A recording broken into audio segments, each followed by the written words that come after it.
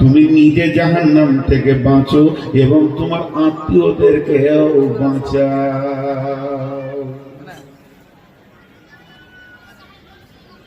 কিছুটা ধারণা দিতে পারলাম, অরিজিনালটা বলতে বলে ওটা মাদ্রাসার ছাত্র।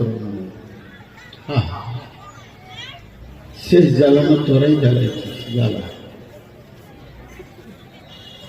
কেউ আছে গো ওদের কাছে বলবে যে তোরা মানুষ হয়?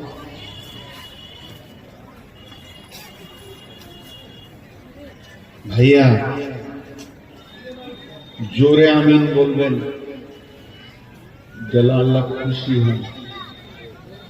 আমি একটা কথা বলবো, শেষে জোরে আমিন বলবেন যেন আল্লাহ খুশি হন। সবাই রেডি হন, কিন্তু আমার দিকে তাকান।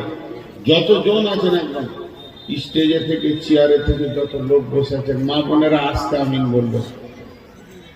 এই আল্লাহ, এই আল্লাহ, তুমি আমাদের সকলকে জাহান্নাম থেকে বাঁচাও।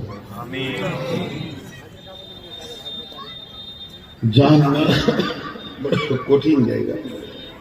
সাহাবা রাদিয়াল্লাহু আজমাইনেরা রাতে উঠে কাঁদতেন।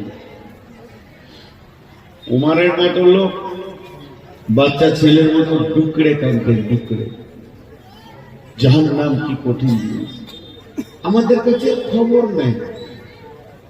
জি, মানুষ বিআইকে নিয়ে ঠাট্টাই আর কি করে, বন্ধুকে নিয়ে ঠাট্টাই আর কি করে। কখনো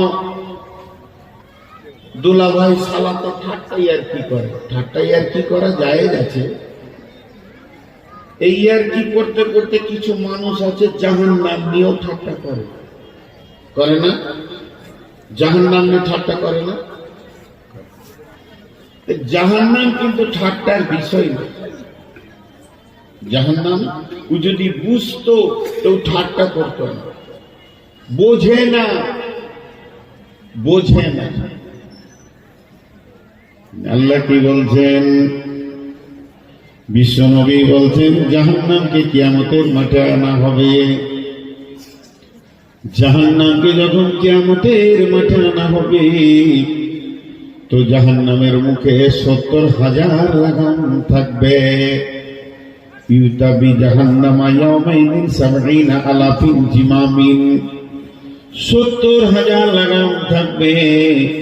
মা কুল্লি জিমামিন 70 আলাফিন মালাকিন, এবং সেই লাগামে 70,000 লাগামে এক একটা লাগামে 70,000 করে ফেরেশতা ধরে থাকবে।